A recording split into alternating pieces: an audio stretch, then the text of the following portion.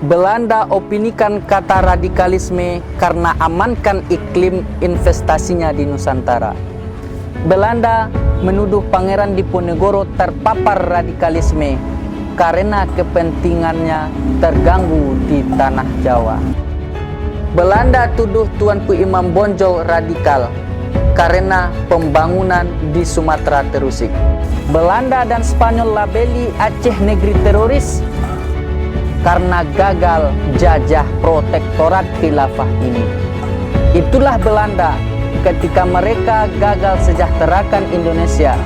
Cara termudah untuk menutupinya adalah dengan menuduh orang lain radikal. Mirip kan?